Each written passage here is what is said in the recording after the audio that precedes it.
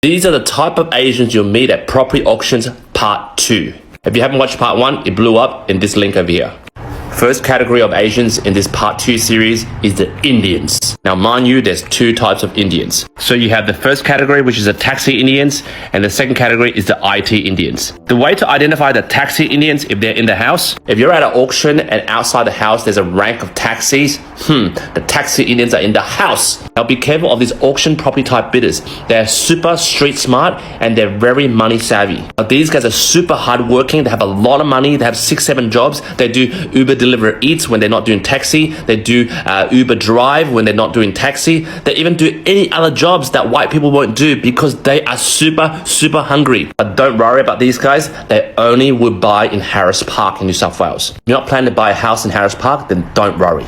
Next is the IT Indians. Now these guys will float outside of Harris Park. These guys' ancestors designed Hotmail, so they're super smart and they're usually IT contractors. They earn like $2,000 a day. Only thing I would say is if you're at an auction and there's like 99% white people and there's like 2 Indians there, be very careful, white guys. You gotta stir these Indians' internal Gandhi. They're gonna go Super Saiyan on you. Every time you guys outbid them, it stirs the internal oppression. They think about that crown jewel you guys stole from India. This story was passed down to Indian generation to Indian generation to this IT contractors generation. The only way not to trigger the internal Gandhi Super Saiyan is to bring some Asian friends. Everyone bid fairly, not just all white people. These Indians will let you slide because they think they're not triggered anymore and you probably will win the property. This category of Asian is the Thais. Bro, as a matter of due diligence before you buy any property, just Google around whether there's a Buddhist temple nearby. Like normal Aussie families would basically Google whether there's a good school nearby, so they buy property due to school zoning.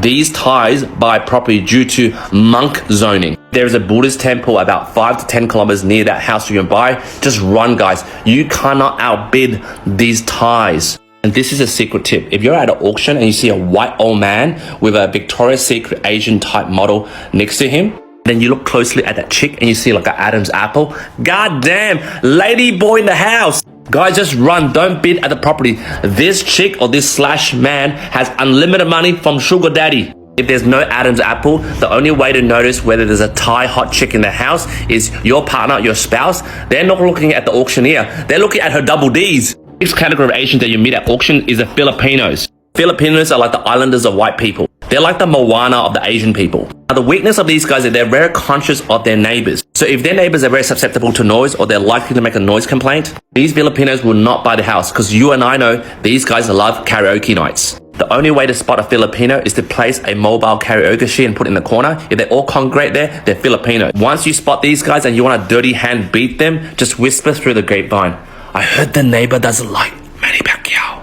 Lord Jesus, we cannot buy this property. Hopefully these tips will help you in your property auction journey against these Asians. Jump in the comments. Let me know whether you want part 3.